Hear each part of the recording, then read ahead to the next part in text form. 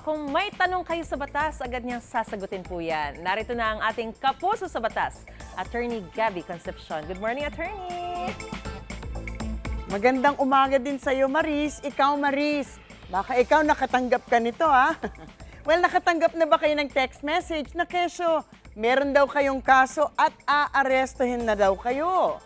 Well, gaya nitong text message kung saan nabanggit ang isang tanggapan sa PNP at nababanggit ang mga salitang warrant at subpoena. Sabi pa rito, maaari naman daw kayong kusang sumuko para maiwasan ang gulo sa inyong lugar. Ayon sa PNP Anti-Cybercrime Group, kalokohan ang lahat ng yan. Ito yung tinatawag na warrant of arrest scam. Accent sa scam po, Yung mga nakaka-receive daw nito natatakot kaya nagbibigay ng phone number. Pag nakausap mo na, hihingan ka nila ng pera o parang sisingilin kayo ng bail. Ganon ang modus nila. Ano ba ang sinasabi ng batas tungkol dyan? Ask me, ask Attorney Gabby.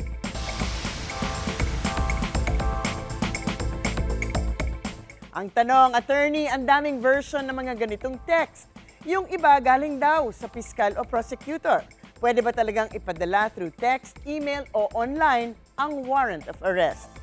Ako, syempre naman po, hindi.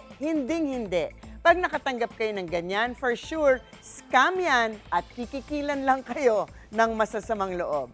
Unang-una, ang mga judge lamang matapos ng masusing eksaminasyon and based on probable cause, ang maaaring mag-issue ng warrant of arrest. Ang mga korte nagpapadala ng mga notice at order, unang-una sa pamamagitan ng opisyal na liham, at ang mga warrant of arrest naman ay binibigay sa mga polis para i-serve. Hindi ito maaaring ipadala sa text or email lamang. May hard copy ito at pag naservan kayo, maaari niyong tingnan ang kopya nito. Of course, alam ko ay tinatarget nila mga may pending talaga na kaso o complaint para mas madaling takutin. So wag ninyong papansinin pag nakatanggap kayo ng ganitong text. Ang mas mabuting gawin, magpunta kayo or kung natatakot kayo na magpunta personally, magpadala kayo ng tao o papuntahin ang inyong abogado sa korte na supposedly nag-issue ng warrant para i-check kung meron ngang outstanding warrant against you.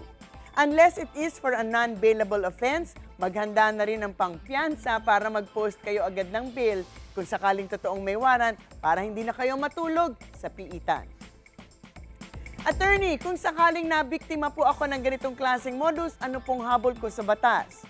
Well, isang scam nga ito, di ba? So ito ay isang kaso for estafa kung talagang hinihingan lang kayo ng pera gamit ang mga false pretenses na yan. Classic na swindling ang panloloko habang gumagamit ng false pretenses or fraudulent acts by using a fictitious name using imaginary transactions.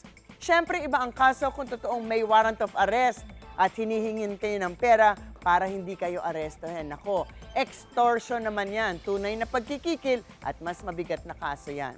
Pero good luck na lamang, siguradong napakahirap hulihin ang mga scammer na to. So as usual, prevention is the best policy.